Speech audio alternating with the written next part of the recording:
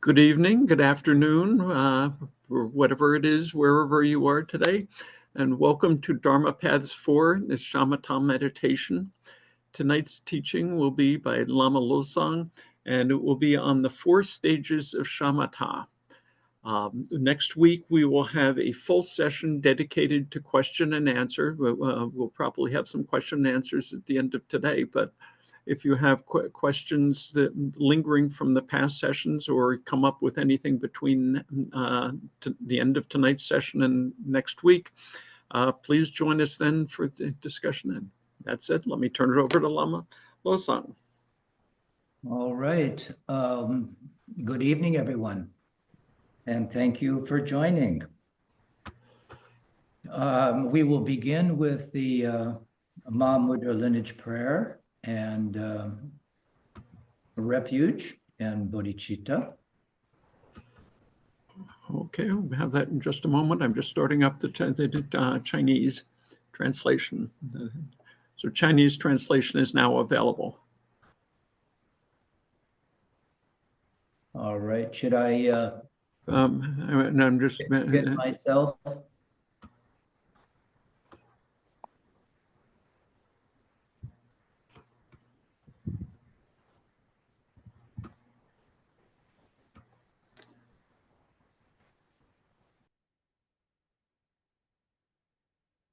So I know we're used to doing this in the Tibetan, but I'm going to do it in the English.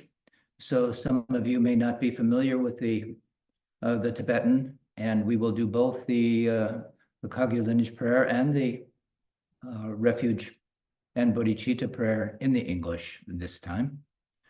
So you can just follow along, please.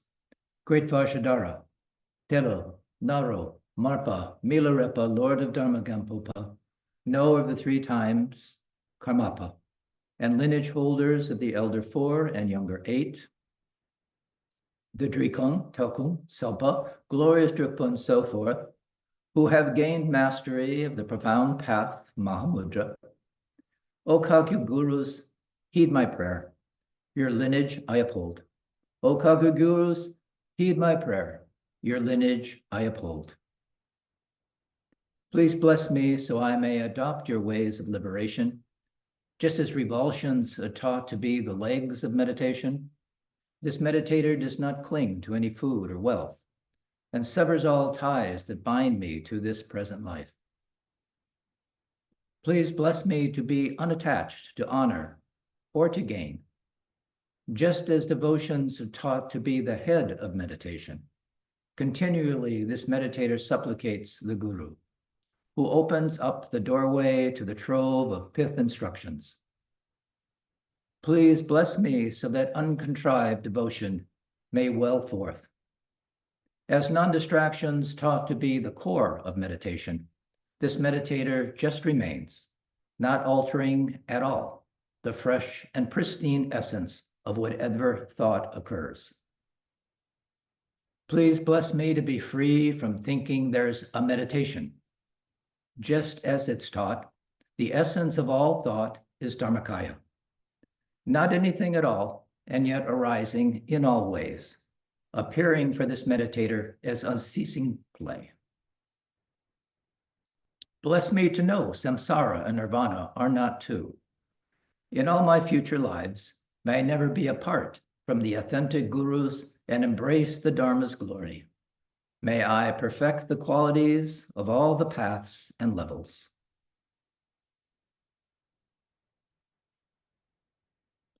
And may I swiftly realize the state of Vajradhara.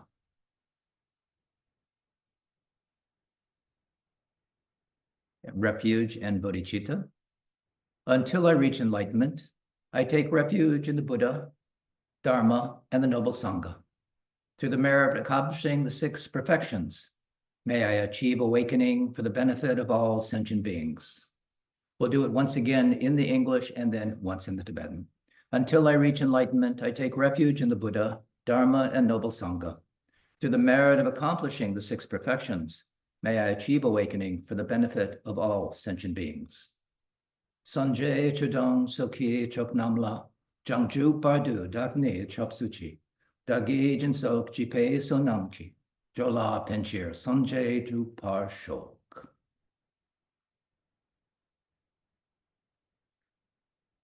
So again, thank you everyone, and Happy New Year.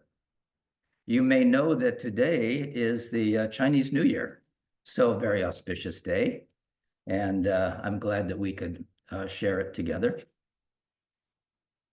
And I would like to begin by expressing my appreciation and happiness to all of you for your interest in learning the guidelines for the practice of meditation.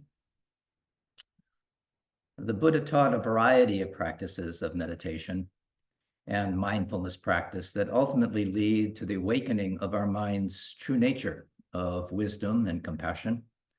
And I thank you for joining us in this meditation course.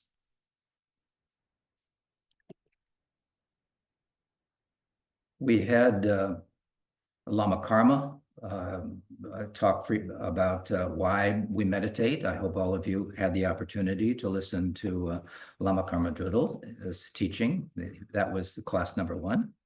And class number 2 was dealing with torpor and agitation, faults of the practice and how we can overcome those.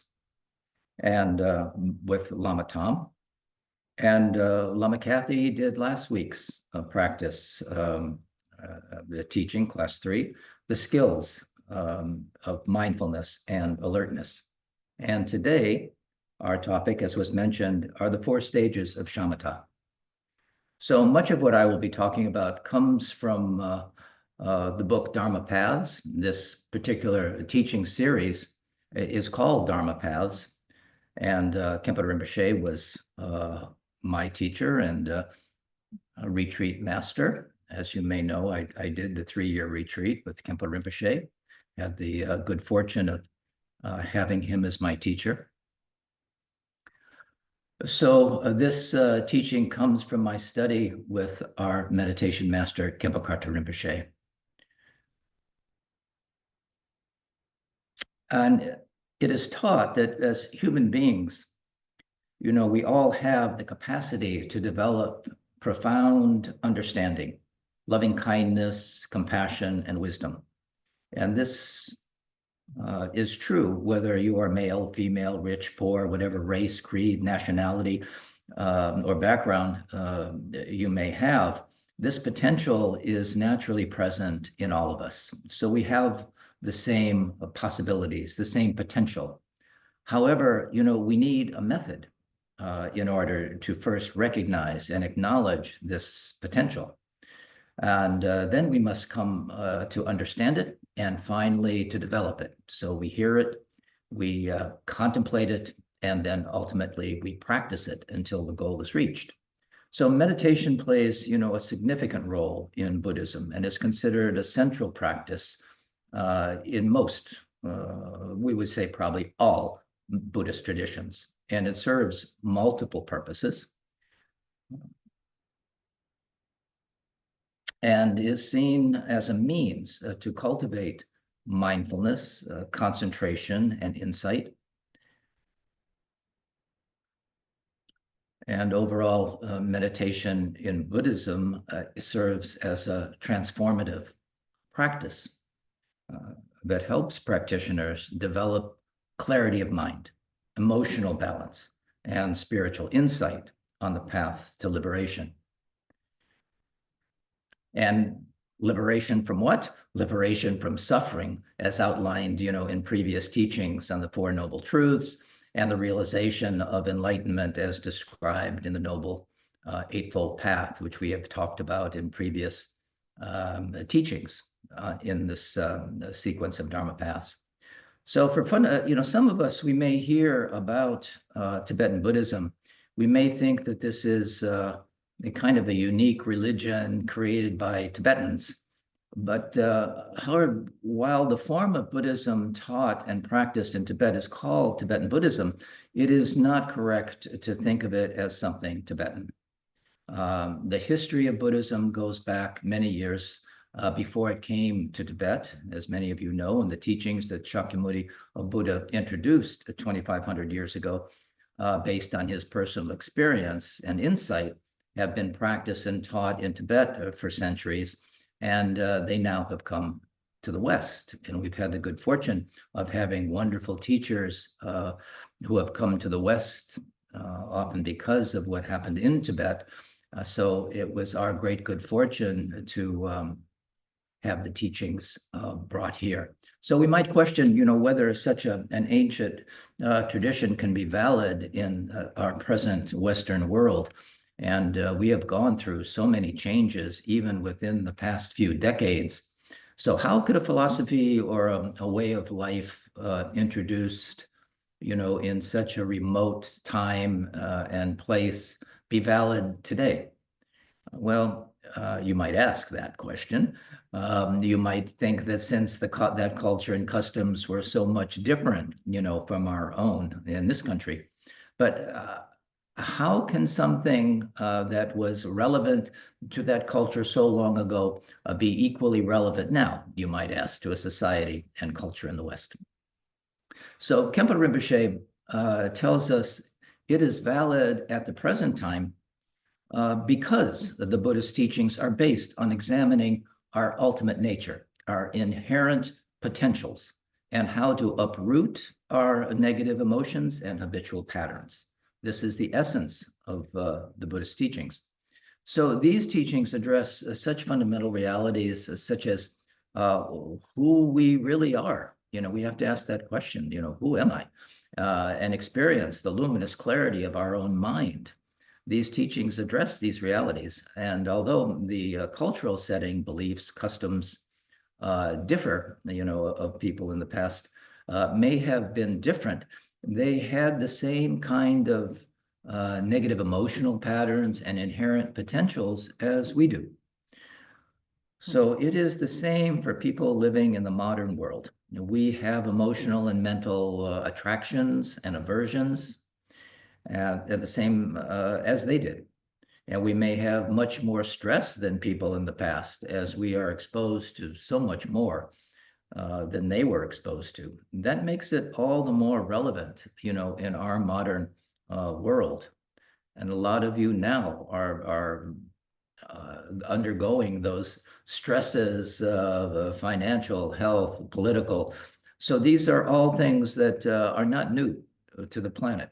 So it's important to understand that we also have the same inherent potentials.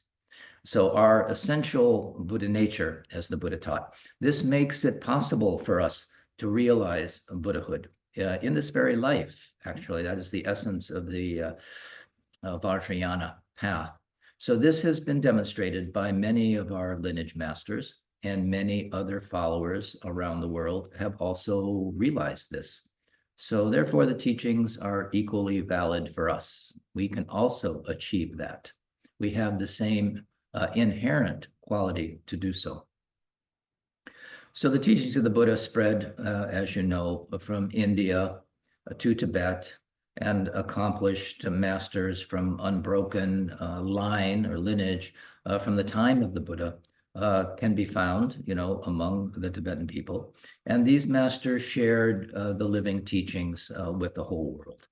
And while it was tragic experience for a great many people in Tibet with communist invasion of Tibet, it was in some sense good news for the rest of the world.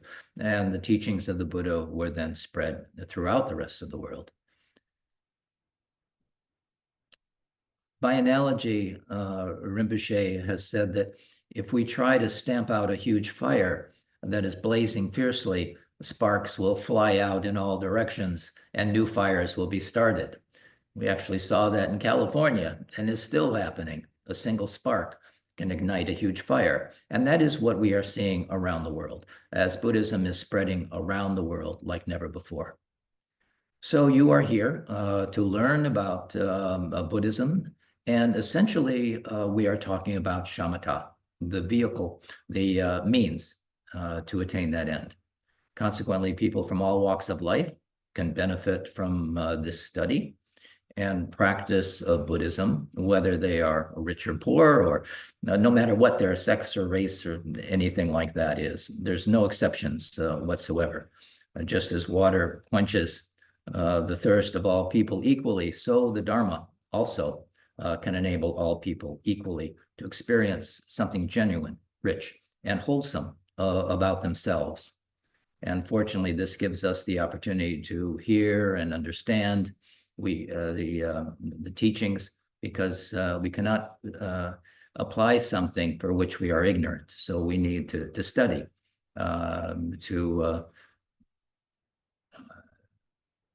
we hear it, as we're doing right now, we study it, and then we practice. But we also must be sincere and diligent in our study. In order to accomplish anything in the worldly or spiritual, we do have to apply ourselves in that way. So we must have a certain amount of commitment and perseverance. So I want to encourage you in that way. Those are diligent and sincere. Those who are diligent and sincere will make the teachings a practical experience and will benefit from them. No one else can do that for us. So while those who are not diligent are unlikely to experience any benefit, it is only because of their lack of enthusiasm and perseverance in the practice. The difference here is not caused by what is available, but our practice and overcoming self-imposed limitations. So I just want to mention that to you and hopefully inspire you to use these teachings in a very positive way and to make them your own and to find out their truth for yourself. Rinpoche says that we need to make a change, in our state of mind.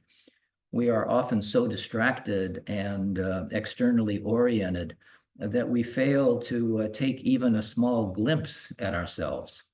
So there are certain things that we should recognize about ourselves and take responsibility for. We have many kinds of negative patterns: aggression, pride, jealousy, attachment, frustration, fear, restlessness, the list goes on. So these patterns are not pleasant. They're the things that cause suffering for us.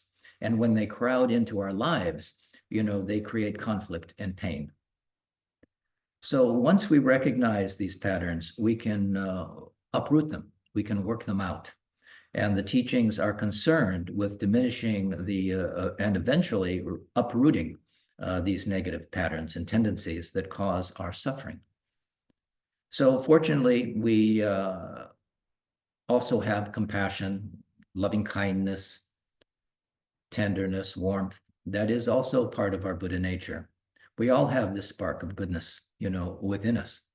It's a powerful potential for developing sanity in our lives and a sense of well-being. These are teachings aimed towards developing such potentials within us. So in Buddhism, meditation plays a central and quintessential role as a key spiritual practice. So meditation is a fundamental tool for cultivating this mindfulness, concentration, insight, and wisdom. It is a means to develop awareness, mental clarity, emotional well-being, spiritual growth. So you may have heard this from Lama Karma when he said, why do we meditate? This is the reason why we meditate. The purpose of meditation is to experience the awakened nature of the mind. And how we go about this process is at the very heart of the Buddhist teaching.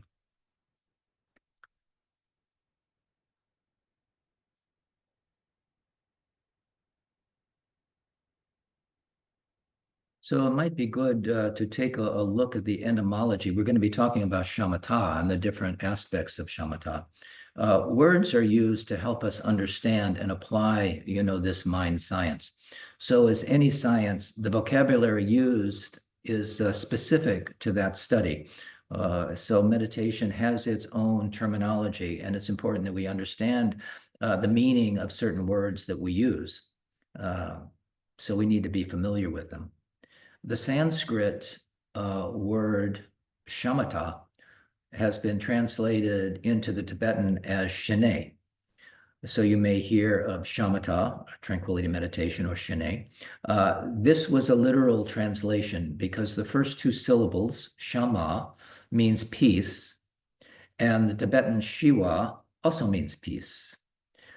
So this peace means the mind is not distracted. It is at ease, because when the mind is overcome with anger, sadness, regret, or craving and attachments, it becomes distracted. But when shamatha, the mind is very relaxed. It is at ease. It means to dwell or to be stable. So the mind is not involved in any forced activities, but dwells naturally in a state of natural peace. That is its nature, its clear awareness, its peace. And in Tibetan, this is the ne in Shine. So there are many kinds of meditative states, but the shamatha, which we're going to be talking about tonight, is the basis of all the meditative states in which the mind is resting one-pointedly on something and remains completely focused on that object. So what is the progression of our meditation? So the name of our study or class today is 4 stages of shamatha and how we can judge our progress on the path. So what is the progression of our meditation practice? Rinpoche speaks again of 4 stages of shamatha in his book, Dharma Paths, a book I highly recommend to you. If you haven't read it yet or don't have it, I suggest that you try to find it. So this, I just put a link for it in the chat. thank you. So this current series of teachings is named after this book, and it contains these teachings, as well as more advanced aspects of Buddhist philosophy and practice. And I highly recommend reading this book in conjunction with taking this class in its entirety. So the 4 stages, which we will go into greater detail, just mentioning them. One is, it is like water over a waterfall. So it's called waterfall. The second, meandering river. The third, ocean with waves. And the fourth, a windless, waveless ocean.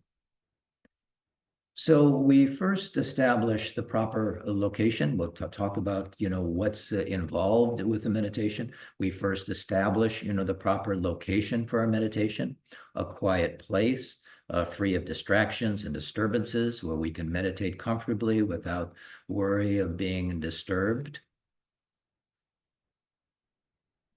So having a place to practice, and if you don't have a place to practice in your home, I suggest it just needs to be a little nook with a cushion, a place where you can, it can be a corner in your bedroom. It can be, pretty much any place that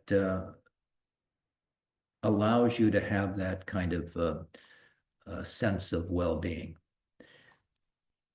and where you feel good. You may have heard the term feng shui. Feng shui is a term we use for a place that makes you feel good, basically. So just like when you are looking for a house, what they say, there's 3 important things. They are location, location, location. So in the same way, where you're developing your meditation space, it should have a quality of a peacefulness and comfort to you. You can have a small puja table for a candle or incense or a picture of your teacher, or those things that bring the mind to a certain stability and that help you to create that quality that establishes, the prerequisites for meditation. So we are developing wisdom by learning how to observe our mind. And in so doing, we can decrease our negative mind states and develop positive mind states, right? So to develop wisdom and insight, we need a calm, clear, and concentrated mind. And we need to develop a kind of inner sentinel in the beginning. This is an active observer, a part of our attention, our awareness, that watches our state of mind. When a thought comes to mind, we can be aware of it. This to be able to decrease our negative mind states, we need to understand them. We see them arise. We see them. They're like clouds in the sky. They arise. They have their moment, and unless we follow them, they will dissolve back into emptiness.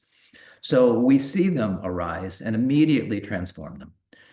With the wisdom developed from observing our own mind and developing a positive mind states, we begin to move away from our narcissistic and selfish tendencies and develop wisdom through this transformative process. We can even let go of this inner sentinel, this watcher, which is separate from that which is observed, and become completely absorbed in this present moment, free of all attachments, aversions, limitations, confusions. So one of our precious teachers in the Kagyu lineage you may be familiar with is Taisitu Rinpoche. And in his commentary on the Karmapas Mahamudra prayer, he gives the following quote and explanation. The waves of gross and subtle thoughts subside in their own place. The stream of mind rests unmoved in itself. May we be free from the stains of agitation, stupor, and dullness, and establish a still ocean of calm abiding. Rinpoche goes on to say that this prayer describes the ideal state of calm abiding. That is another word for shamatha, calm abiding. In this state, all gross and subtle thoughts are naturally pacified, which is to say they are temporarily calmed down.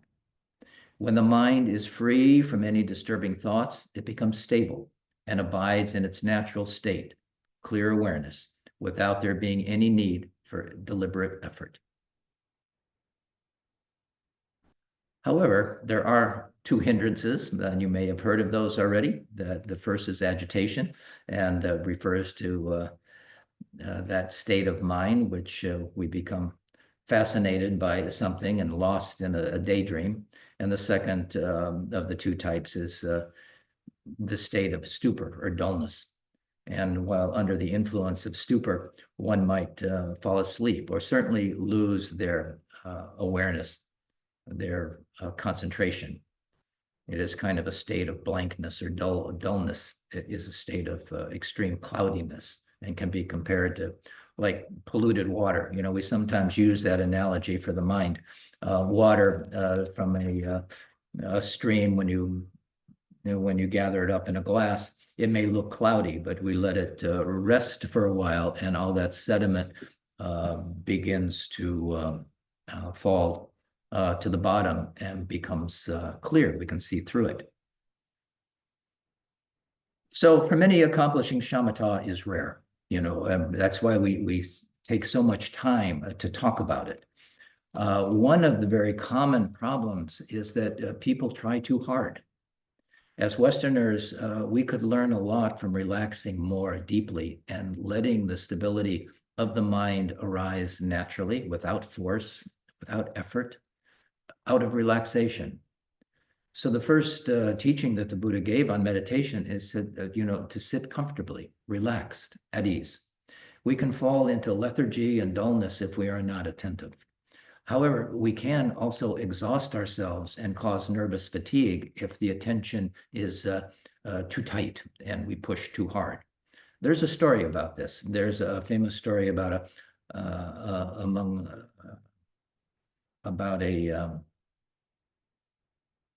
Shrona who asked the Buddha.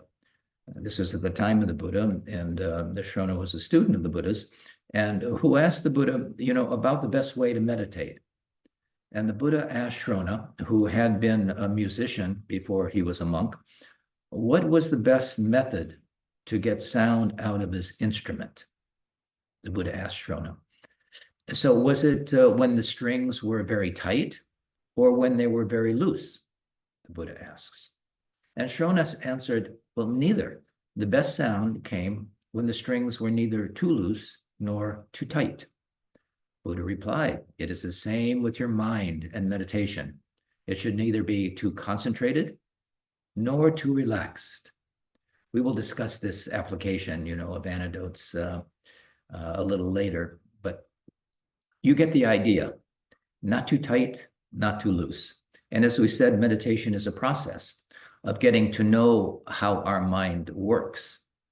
The word gom it is a Tibetan word that means becoming familiar with. We're becoming familiar with the nature of our mind. So meditation is a process of getting to know how our mind works and training our attention to rest where we place it. By practicing meditation, we can get used to remaining present in this moment, undisturbed by whatever thoughts or emotions arise in your mind. Stable, makes the mind workable. So, however, our mind normally behaves like an excited monkey. We often say monkey mind, which is always jumping from place to place. We sit down to meditate, and first we are present, watching our breath, but after a few moments, we are lost in a daydream. I often start a meditation practice by suggesting to the student that they just count 21 breaths without distraction, without losing their place. It sounds like no big deal, right? 21 breaths, we breathe 21 times. But keeping our mind focused in such a way, I'm going to suggest you try it. So when you can't sleep at night, to quiet the mind, there is you may try doing that. This is not we're not trying to use it as an aid for insomnia. We're trying to tame our mind and cultivate awareness. But you will find that training the mind in such a way by practicing meditation, you can get used to remaining present and undisturbed by whatever thoughts and emotions rise in your mind. You may know how it is at night, or when we don't have the distractions, of the day pushing and pulling us, our mind just can be wild. And that's what we say by the excited monkey jumping from place to place. And so we may have started out, by watching our mind, watching the breath, but soon we are in the kitchen preparing the dinner or making weekend plans or reviewing yesterday's meeting or all the different things. And we're like time travelers, thinking about the past or projecting into the future. But long and several minutes have passed and we realize we have forgotten about the breath. So the monkey mind is jumping here and there, almost without stopping.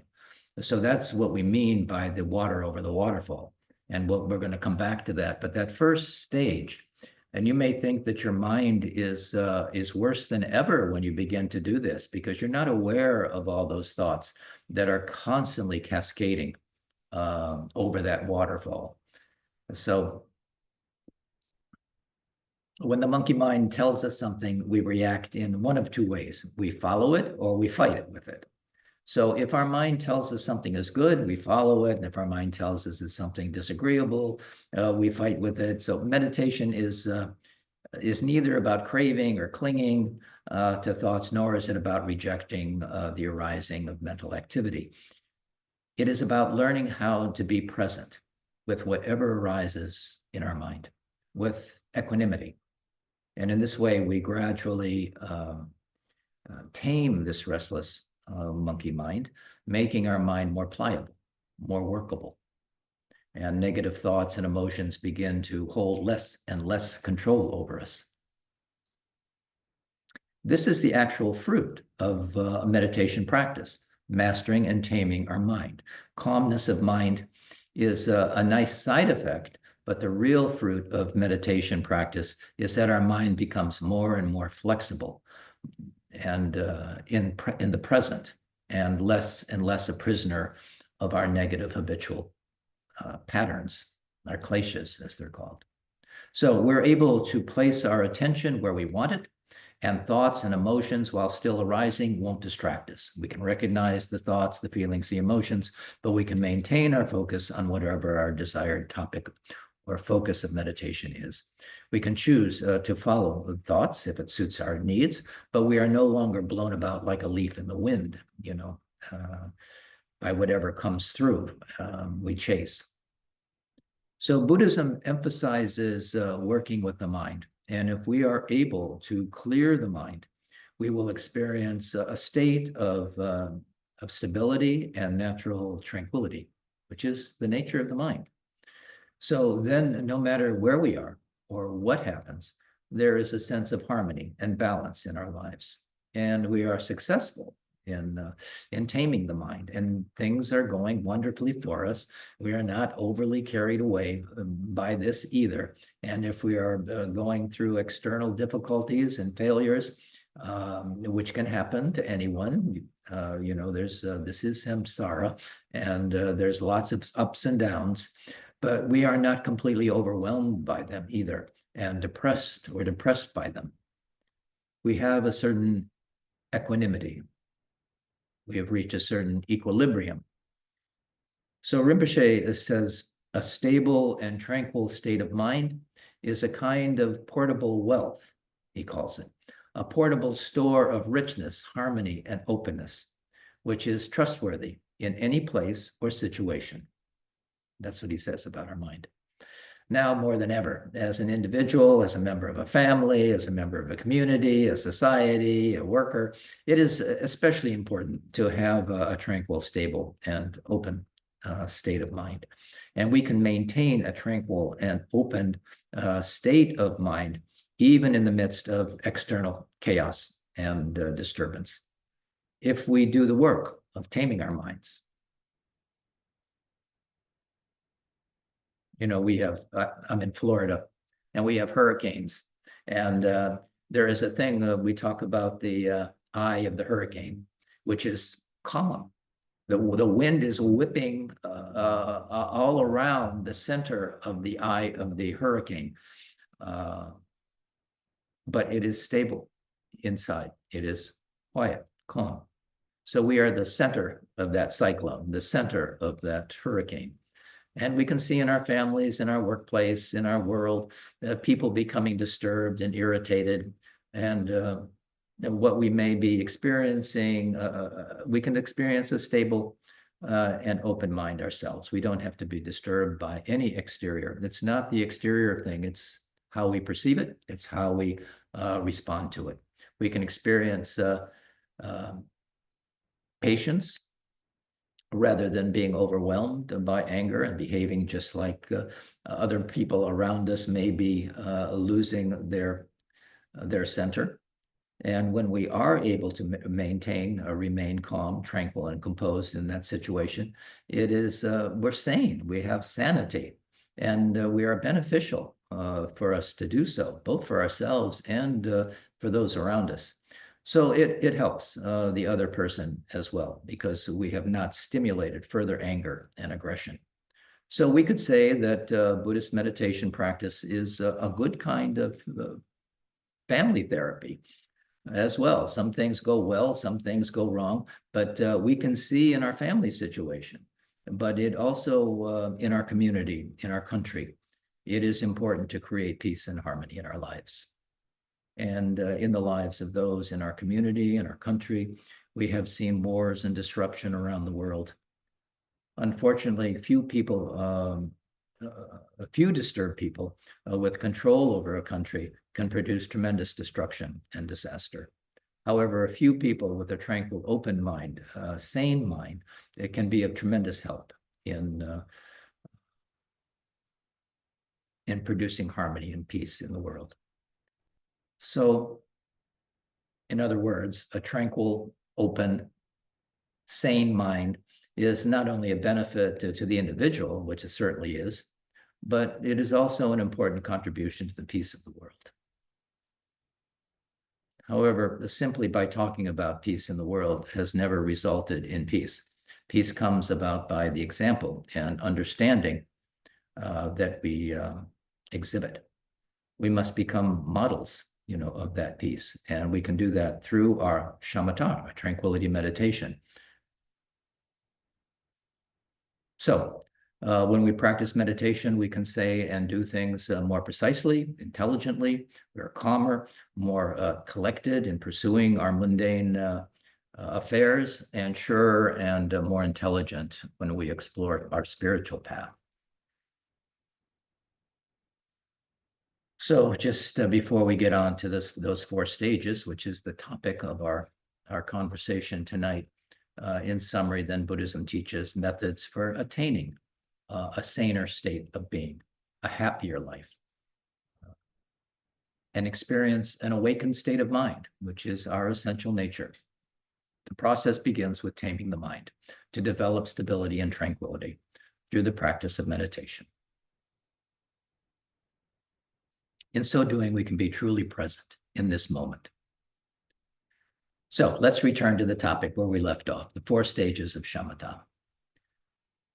So we mentioned the 4 stages of Shamatha or Shane. The first stage of meditation, the waterfall. I mentioned the waterfall. This is the first stage of meditation. And there is tremendous activity going on in the mind. As you know, if you have a mind, you know how it works. Like water constantly pouring down in a waterfall. And do not feel discouraged or disappointed when you experience that. This is the first benefit of the practice, is to see just how wild our mind is, realizing that you have to work and practice observing the mind and with detachment. You know, there's no judgment, but without becoming annoyed or disappointed at the number of distractions, you should resolve to continue the meditation practice. We just sit, watch the mind.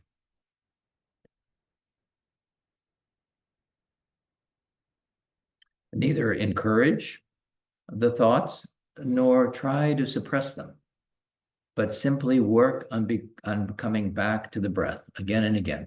So if, for example, we were to start with taking 21 breaths, when the mind becomes distracted, you're aware of that distraction immediately, and you return to the breath, or whatever the focus of your meditation is.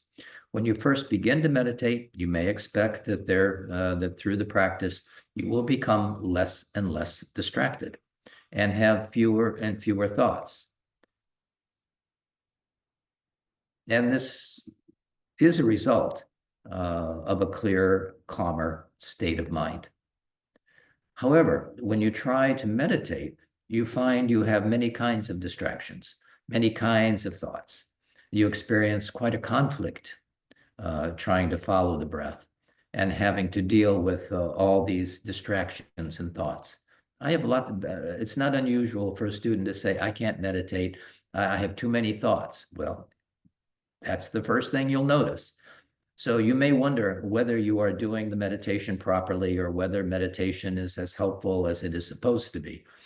And when you were not meditating, you did not seem to have so many distractions and so many different thoughts. But now that you are trying to meditate, you are filled with thoughts and distractions. You may even think that it may be better if you did not meditate at all. So you may have had that experience. It is not unusual. So when you find yourself facing this problem, it is important to understand that what is happening most of the time, we are distracted by many kinds of gross and subtle thoughts. Our senses project outward and come into contact with many different objects, and it stimulates many kinds of thoughts. Some we like, some we don't like. So we are so constantly entertained by these thoughts and distractions that there is no gap where we can see how incredibly distracted we really are. So in meditation, we are trying to direct our thoughts into just one thought. Of following the breath, for example. That is the focus. That is the anchor of our awareness. So when we try to do this, it becomes very clear to us how distracted we are. And we begin to pay closer attention to what has really been happening all along. And if we find that we are distracted, even when we try to focus our attention, there is no need to see how distracted we are at other times. We know we are distracted. This is the natural state of the mind, comparing, contrasting, analyzing. This is what we do pretty much all day. This is what we do constantly, comparing, contrasting, analyzing. So the initial encounter is itself a beneficial experience, and not to be concerned about it or depressed or anxious about it. If you see, the waterfall aspect, this is the first stage of meditation. We're talking about 4 stages. This is the first stage, because you begin to recognize how distracted you really are. So to treat a disease properly, a physician must make an accurate diagnosis. And that is exactly what you are doing when you begin to meditate. You are getting a correct diagnosis of the problem. Now you know what you must work on, and this is the first step. This is a beneficial sign, actually. And with this explanation, you will not have mistaken ideas about it. You have the direct experience of that. Do not feel discouraged or disappointed. Realize that there is some work to do to tame our monkey mind. And we can see the first stage that we encounter in this practice is referred to as the waterfall level of meditation. There is tremendous activity going on in the mind, like water constantly pouring down, like water pouring down over the waterfall. So without becoming annoyed or disappointed at the number of distractions, resolve to continue the meditation practice. It is important, like any other skill you're trying to develop. If you're trying to learn tennis, you're trying to play an instrument, you're trying to study a particular science, you have to apply yourself to that. It doesn't happen by itself. Neither does taming the mind happen by itself. Neither encourage the thoughts nor try to suppress them, but simply continue to return again and again to the breath. As you continue to do the practice, you will begin to notice a change. While thoughts are still rising and you still encounter distractions, they are not as frequent as the beginning and not as gross or as powerful. So you're not so shaken up by them. But you're able to actually come back again and again to the breath quite easily. That is the most important thing. Return to the breath. So this is the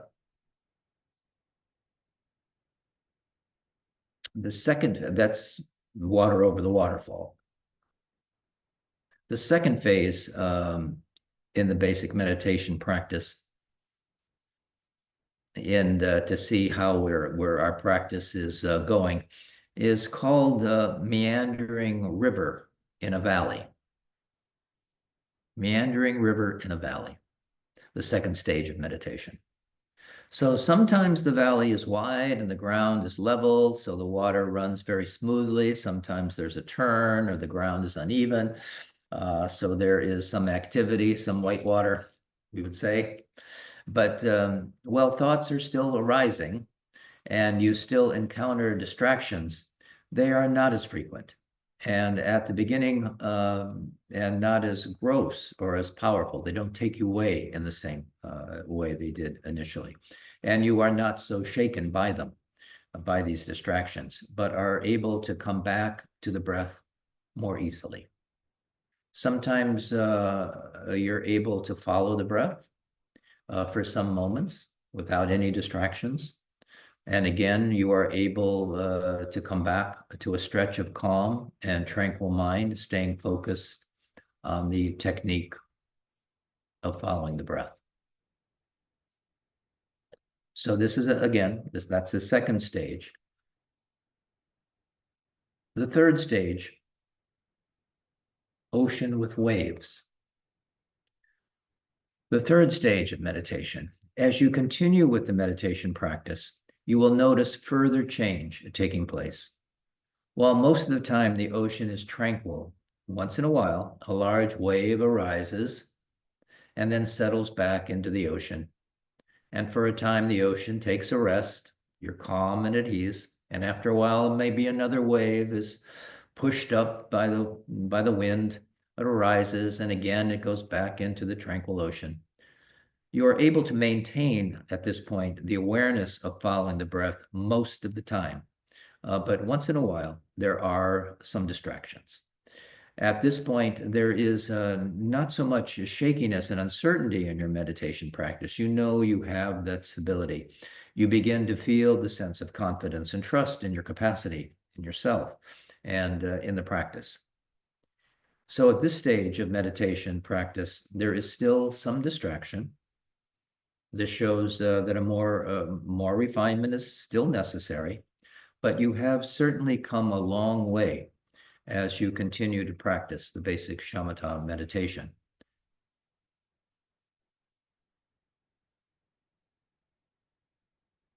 And then you will experience, as you continue to move along this path, you will experience the fourth phase of meditation, and that is the windless, waveless ocean.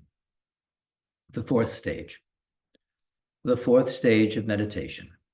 As you continue to practice the basic shamatha meditation, it finally becomes stabilized, which is likened to a windless, waveless ocean. This does take time. No matter how long you meditate, you can sit without distraction. There may still be some subtle thoughts, but they do not take you away from following the breath, for example. The technique of following the breath is dominant at this point, so that as long as you want, you can sit continuously without being interrupted, shaken up, or carried away by distractions. To reach this level requires consistent and diligent practice over a long period of time, going through various stages. So at this point in your meditation practice, it becomes much more reliable. It is not subject to change, not better today, worse tomorrow. It is stable. Whenever you sit, you can practice the technique, be at ease with it, and have a good control over it. At ease, the mind at ease. So having reached this level, what is the benefit of all this practice, you might ask? So as we have said, there is a great deal of benefit. Developing such an open and tranquil state of mind does not result in completely uprooting your negative tendencies or emotions, or completely developing your wholesome potential. However, the meditation practice and the openness and tranquility developed in the mind certainly has the effect of subduing and diminishing the intensity of your negative emotions and bringing your wholesome potentials more to the surface.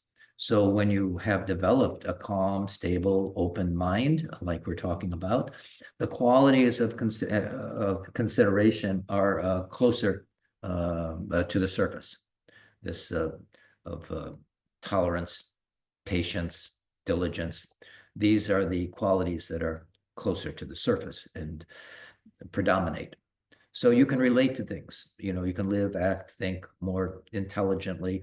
You can, your mind is trained to stay. I often use the example of training a puppy. When we train our puppy, does it stay when you say stay? Not so much. It'll run after everything that gets its attention. At this point, when we say stay and we're following the breath, it stays. So it's workable.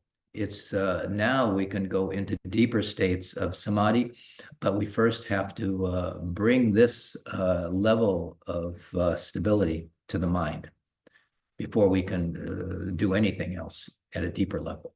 So this is actually a beginning stage, but a very important stage. We can't do without it.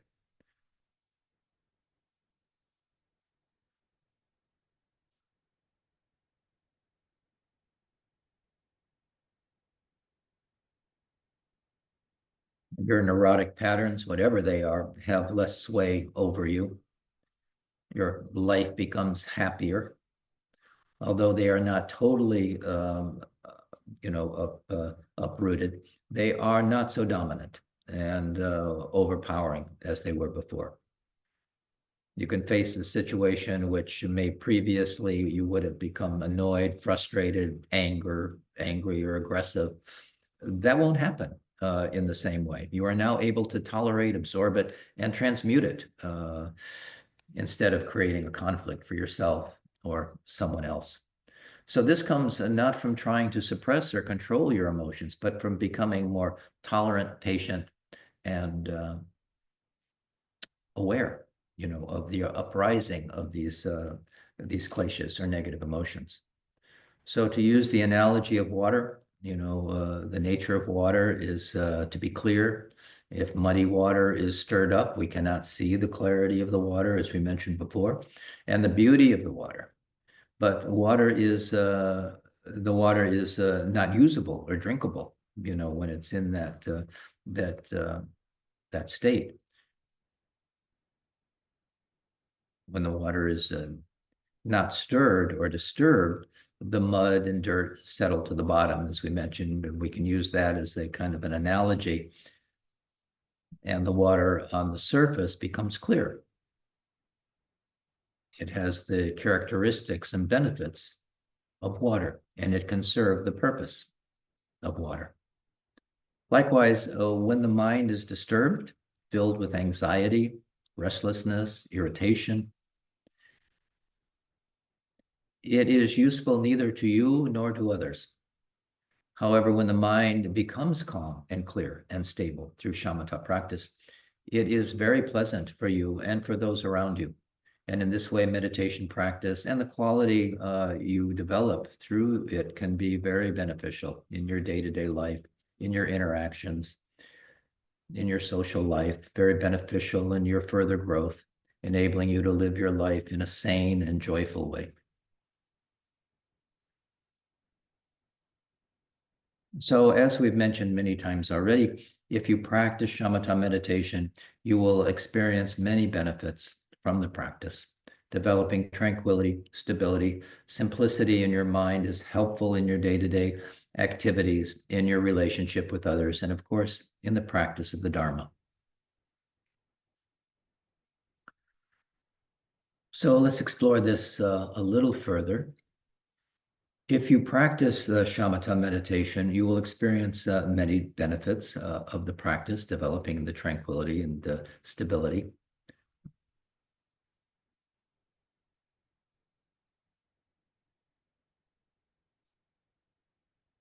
But again, the 4 stages of meditation that we just mentioned do not happen overnight, and it does require time and effort.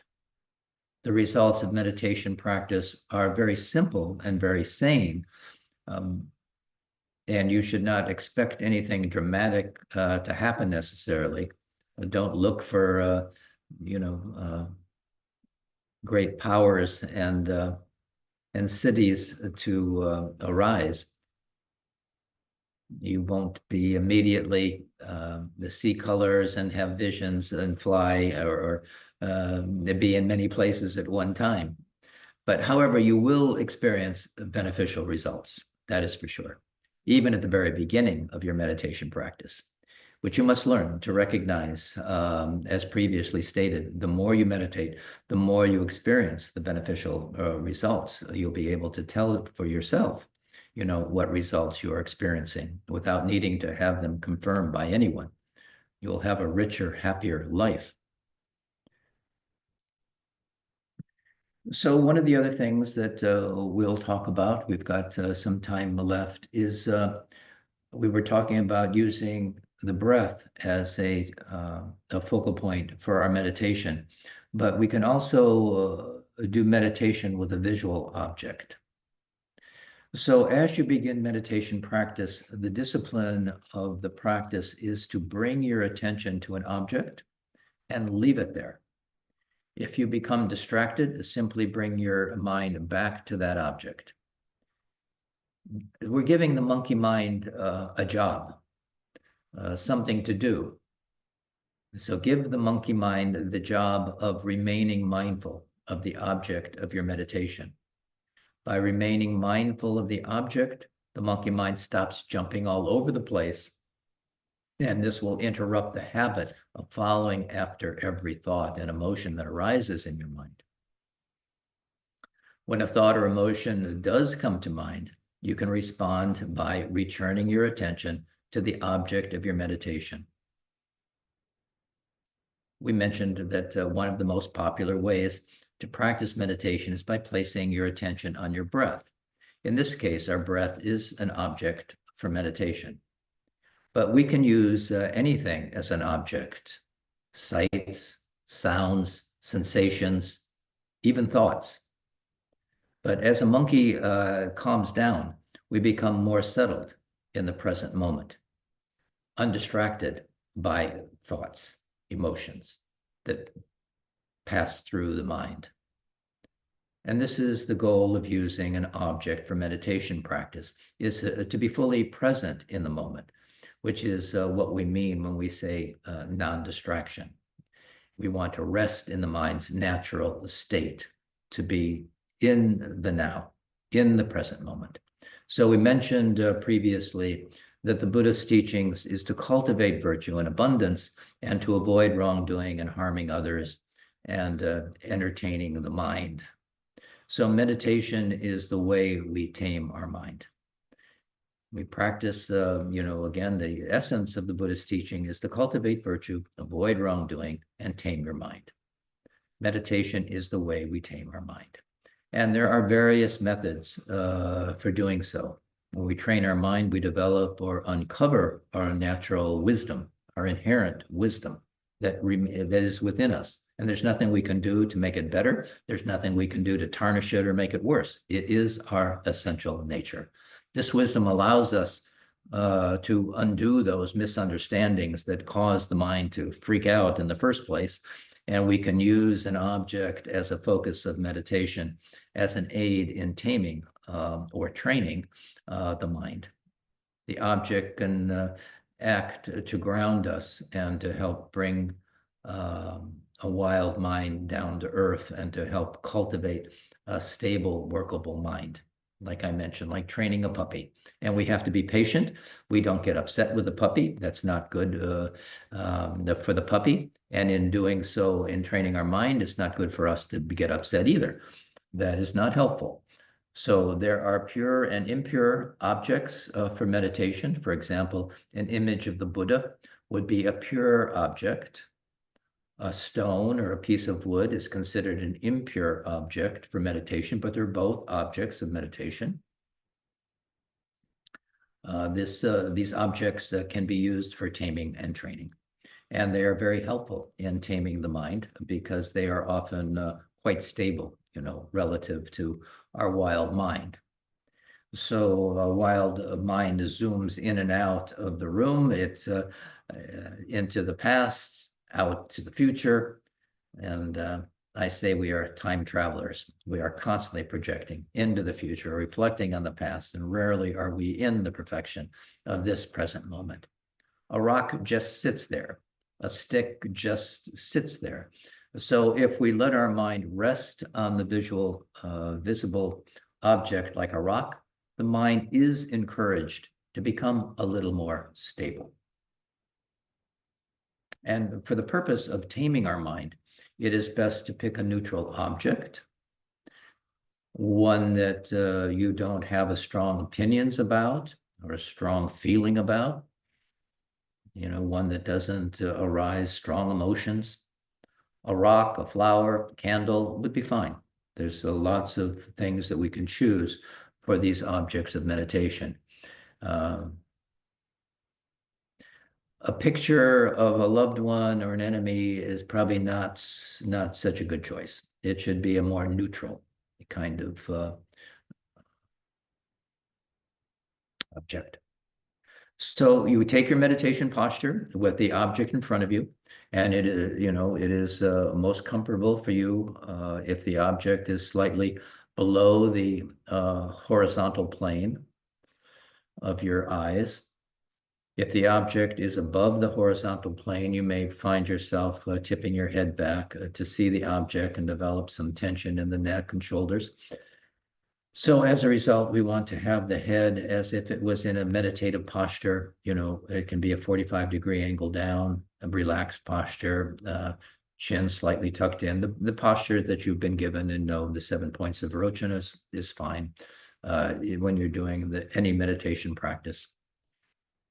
So 45-degree angle down and slightly below the horizon, or the horizontal line, so that we can maintain a good posture for an extended period of time. So again, you may choose a stone, a twig, a flower, or other visual object, and gently place your visual awareness on that object. It's helpful to place your awareness where the object meets the ground or the table it is resting on. This naturally brings your eyes down, allows your eyes to relax and rest. You may allow your eyelids to be half closed, and if that feels natural, and the natural meditation posture should be kept. Keep the focus of your eyes soft, without much attention to the detail. You are not really looking at anything in particular. You're just looking. Relax and let go of any tension in your eyes. Let the image come to you. You don't have to go to it. Just relax your eyes. Let the object come to you. Many of us tighten our focus in order to seize the details, for example, and we grasp the object with our eyes. Let the object come to you. Try experimenting with this. And it may be one of the reasons why, when you put in a long day on your computer and you're really squinting and you're trying to see all the details, on the screen, and just let the images come to you in that same kind of way, so that you're not forcing anything to happen. Let the image come to you. First, really try to grasp every detail, of your visual object with your eyes. As you do this, notice the amount of tension that you experience in your eyes, your face, the rest of your body, and your mind. Then let go of the need to see any details. Just let the visual object be the center of your visual field. Let your eyes rest with no need to gain any particular information about the object. Now notice the amount of tension that you are experiencing. Keep your gaze centered on one point, but allow yourself to see everything within your field of vision. You can make the focus of your attention smaller and smaller, but still don't limit your peripheral vision. Relax your vision. One of the main purposes of meditation is the cultivation of an open awareness, and our goal is to be open to all phenomena. We rest right on the object here in front of us, but we don't exclude anything else. We allow ourselves to experience everything that goes on without being pulled away from our resting on the object. In the same way, you can distinguish your visual perception from your concepts about the object. Just rest your eyes on the object. Don't try to determine anything about the object. You don't need to know its history, whether it's good or bad, toxic or medicinal, where it came from, who owns it, anything else, and drop any conceptual mental chatter. Just rest your eyes on the object and be with it. Don't try to figure it out. Merely see the object.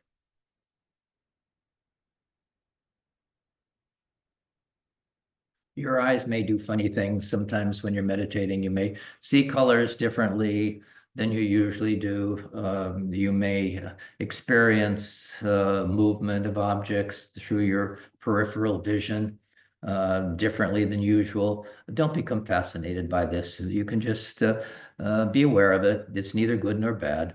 In fact, it's irrelevant. We don't try to make it happen or make it not happen. Just rest the experience. Whatever goes on in your visual field. without judgment or elaboration. And then when you're finished with that, if you do a 20-minute meditation, always dedicate the merit at the completion of your meditation.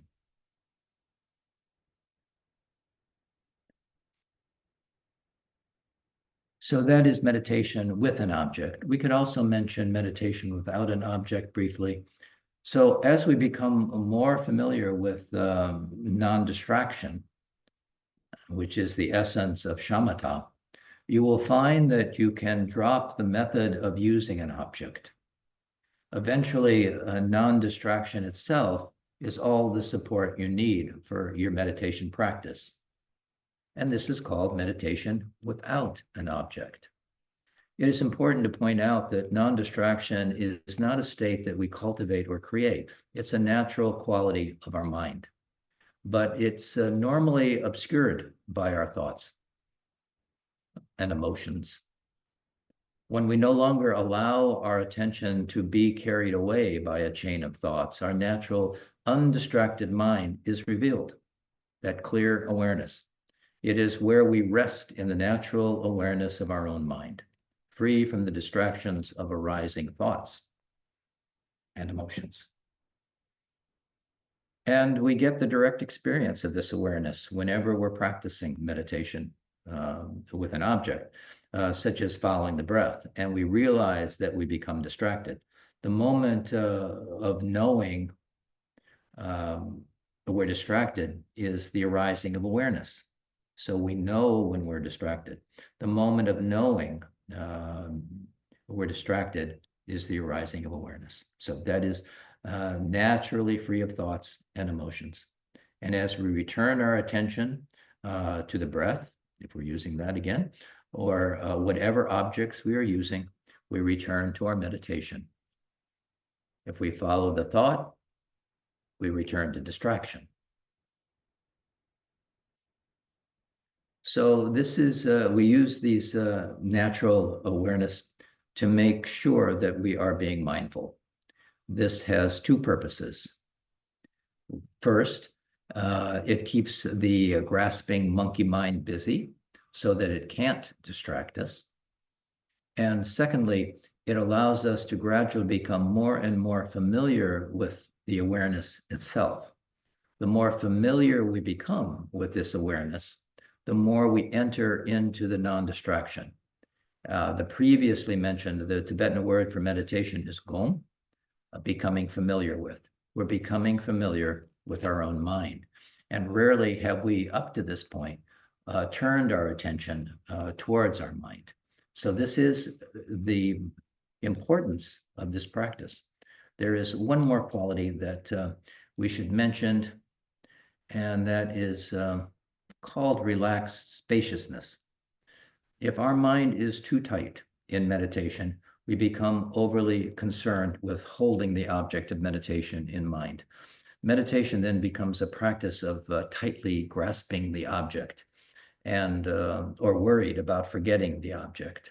And when we bring a relaxed and spacious attitude to meditation, we don't have to aggressively block thoughts or feelings, nor do we grasp too tightly to the object of meditation. We allow our natural awareness to maintain mindfulness, but we don't chase thoughts and emotions away. We allow thoughts and emotions the space to arise and then naturally fall away. And if we don't attend to them, they will naturally dissolve. We say they are self-liberated. You know, I mentioned like clouds in the sky. They have their moment of arising and just dissolve back into emptiness. So we bring our attention back to the object with the power of thoughts to distract us naturally dissipates. And we can rest our mind in its natural, spacious awareness, free from previously distracting thoughts and emotions.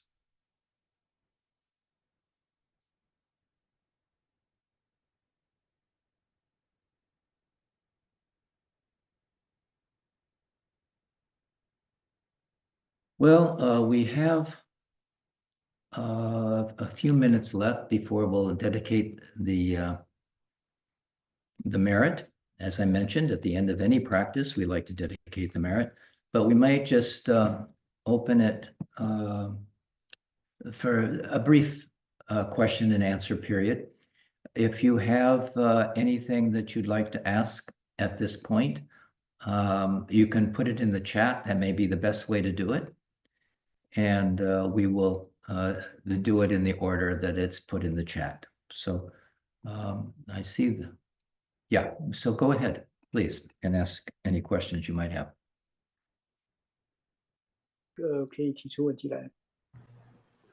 I just brought the Chinese group in so that if they have any questions, we can hear them as they can participate as well. Great, thank you. I hope this was useful to you in some way. 我希望能够对大家有帮助。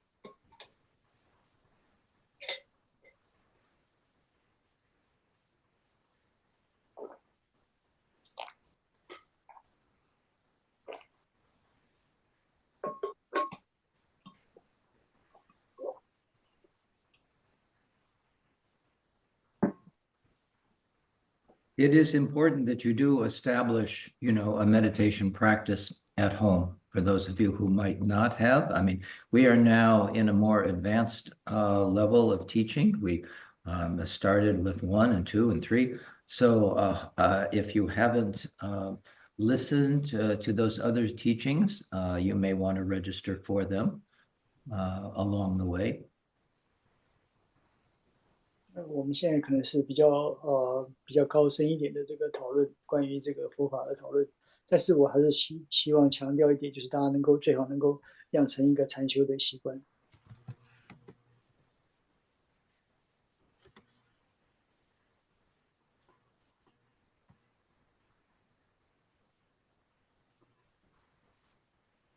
I know you're out there.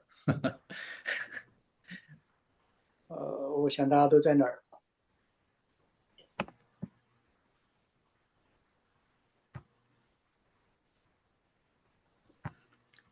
I'm putting the link for the KTD YouTube channel into the chat, and that's how you can find the teachings for in the previous Dharma Paths sections if you go to the playlists there.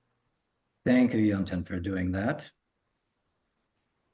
那这个地方就是可以用天刚刚他打出来，就是我们可以在其他的 YouTube link 里面可以找到以前的放的这个法道的课程，大家可以找到。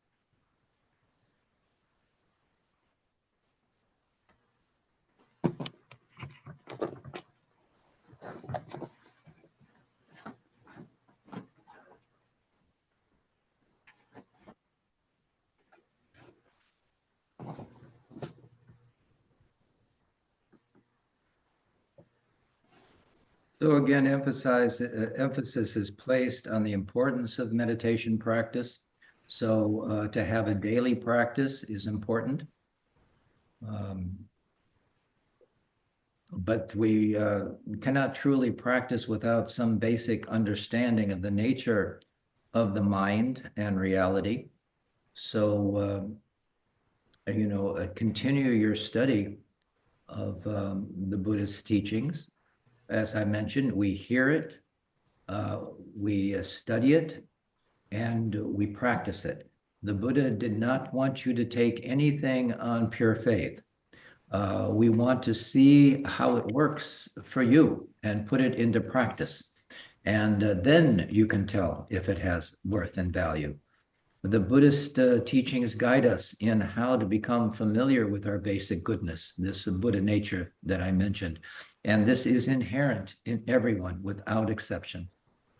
As I mentioned, our lives have become so complicated and stressful, but we can learn to use our meditation practice to develop calmness and tranquility that will aid us in whatever we do. It will not bring instant results, but if we are consistent and sincere, beneficial changes will gradually develop. You can be sure of it. 那我这边再跟大家强调说，我们这边讲的就是佛法呢，就是要经过闻思修3个步骤。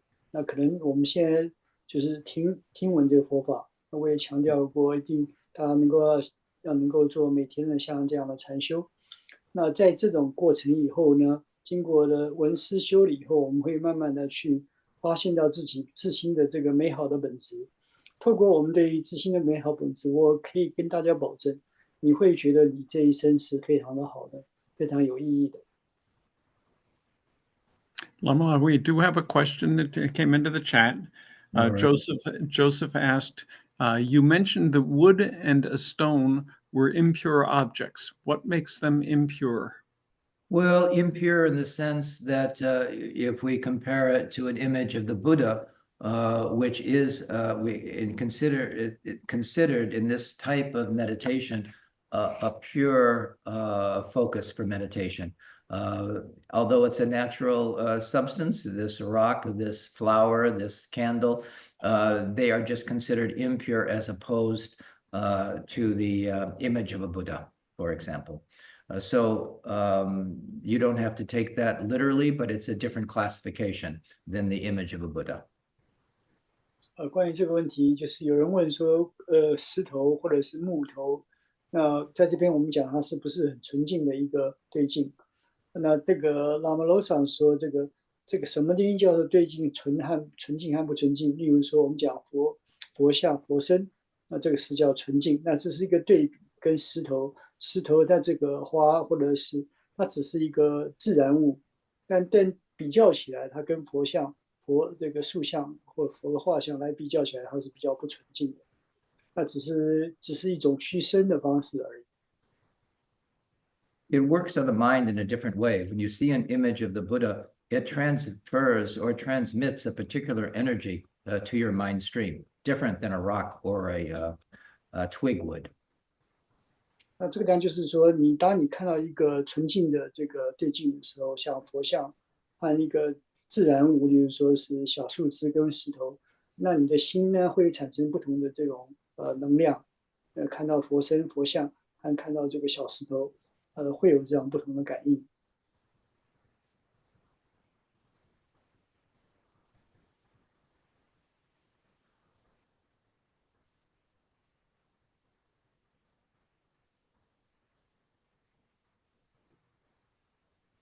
So I think you can see how through calming the mind, we can experience a state of peace and tranquility. And this is the prerequisite leading to mindfulness, insight, wisdom, and all of the deeper practices that we can rest the mind in a deeper samadhi as we are able to keep the mind trained on a particular without distraction is really the thing. So this is a prerequisite, and if it affects every experience and how we perceive the world, it changes our perception. As one deepens the meditative experience, the mind grows calm and patient, relaxed and at ease, and able to see more clearly the nature of reality. And this does not happen without right effort. You know, I say again that it requires practice. For the most part, we don't see things as they are. We see things as we are. And that way, our happiness is a choice, you know, that we make for ourselves. And to understand, it's a pretty simple equation that virtuous activity leads to happiness, and unvirtuous, unskillful action leads to suffering. And so we have made a decision for ourselves, and it's up to us to follow the teachings of the Buddha. And if we do that, it is life-changing. 所以说，我们在这边讲说，我们主要修订的目的就是能够在各种对境的时候呢，能够心能够不涣散，能够保持一个平和的状况。那这种定呢，虽然我们讲说并不是最终的我们所要的结果，但是它是一个很好的一个基础。这个基础可以让我们的可以做更大的将一个基石，对我们将来能够做开发我们的智慧，开发我们的正念，都有很大的帮助。那这个地方呢，就是我们呢，透过这种方式，这个修订的方式呢，让我们能够得到一种这个我们的自由，不会对这个所有的其他的事情外境等等的心呢涣散出去，能够保持一种平和、一种不涣散的一个专注的状态。We just got another question in. Wei Wei asked, sometimes I meditate when I'm overwhelmed with negative feelings. I pay attention to the sensations of my body and I feel relieved from the practice. Toxic energy would come out in the form of tears and breaths, and there is a sense of warmth in the heart area. Am I meditating right? That sounds very good. And the tears are a cleanse. You know, when you change a behavior, you change, you know, that negativity, it can be released through tears. And there's nothing wrong with that. And you feel better afterwards. That's clearly a good sign. So, you know, mantra is something else that you can do if you can't sit in a particular situation to do the meditation. The word mantra means mind protection. So if we are in a particular situation and the mind is overcome with negative emotions, as you say, you can turn your mind to the sound of a mantra. And if you do a particular yidam practice or a particular practice and you have that connection with a deity, that can quickly change that negative emotion to something more positive. So, but what you're doing right now sounds like it works very well for you. And everyone is different. So there's no one size fits all. But from what you told me, I think that's wonderful. 这边有一个问题，关于有一个人他在禅修的时候，发现呢他的负面的情绪很多的时候呢，由于透过禅修呢，他有时候会感受到这种比较负面的情绪呢，会透过眼泪或等等其他的方式能够表达出来。他就怀疑说他这种方式这个结果是不是一种对的一种情况？那 Lama Losang 他的开始是说。他说这是一个很正确的是一个很好的一个状况，就是因为你看到这种眼泪啊等等这东西，都表示说你的负面的情绪都慢慢得到疏解。那除了这个以外呢，你也可以透过当你碰到这种负面情绪的话，你可以用这个 mantra，或者是我们讲的是叫做心的保护者的方式，或者是用这个本尊的方法来禅修的话，也可以得到对治这个负面情绪有很好的这个效果，大家可以试试看。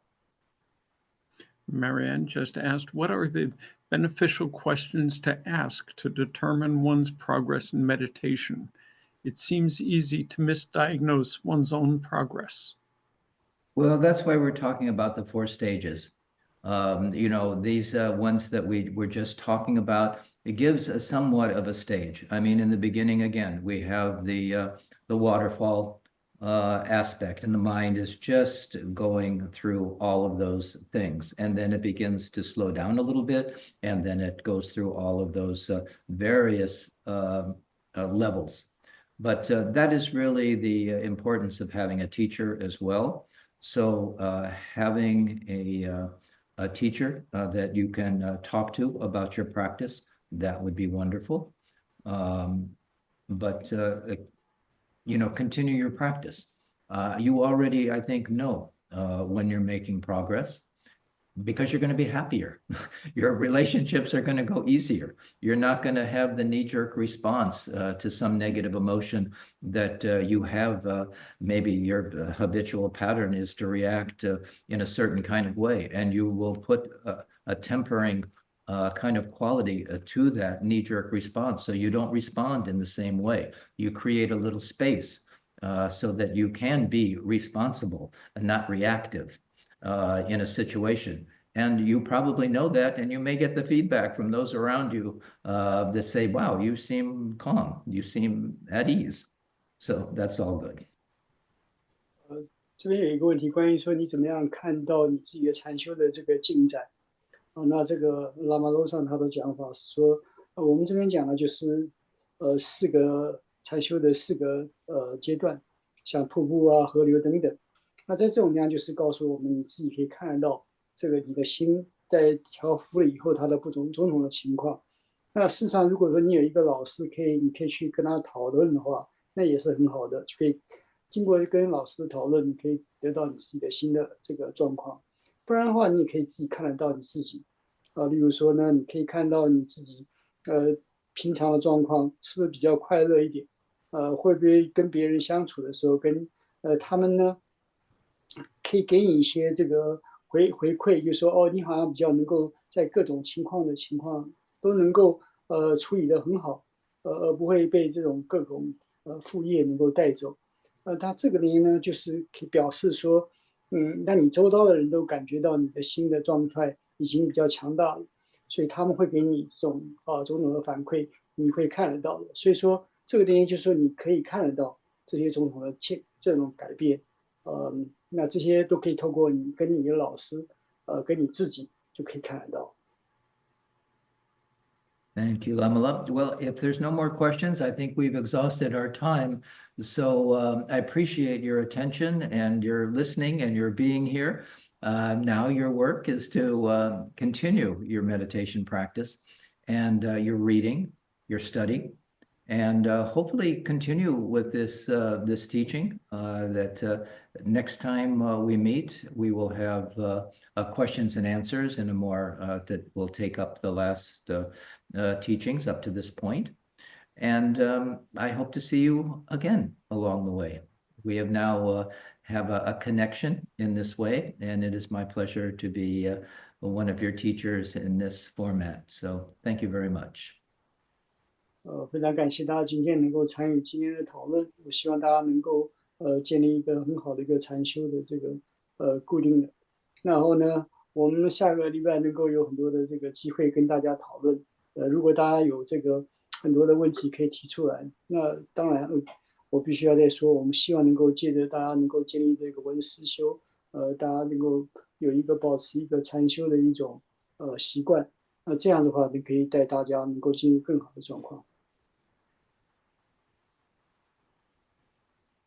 All right, so we can put up the, and I thank you for all of your thank yous that I see. And Happy New Year. 谢谢。然后 Chinese New Year. 也大家新年快乐，就中国新年快乐。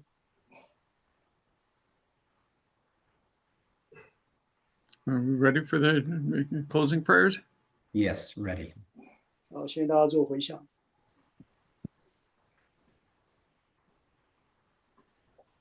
Once again, we will do it in the English. Karmapa, embodiment of the compassion of all Buddhas. 我们先用中文讲，祝福 Union 悲 of the 心化身感 activity 冒 of 包， all Buddhas. 祝福事业总机感冒包， Karmapa 祝 empowers 福 the 冠军不 treatment 处 of 感冒 all 包， Buddhas. 无心主动亲喜 Origin 长寿。 Chunle, may your life be long.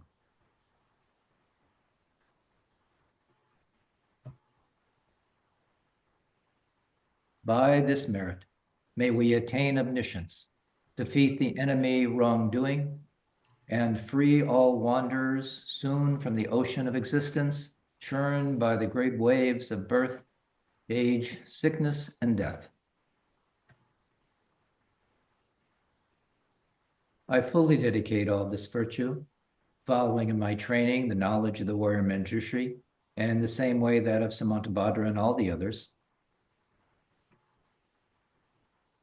through the inspiration and the attainment of the Buddhist Trikaya, of the unchanging truth of suchness, and of the undivided intent of the Sangha, may these aspirations be fulfilled as they were made.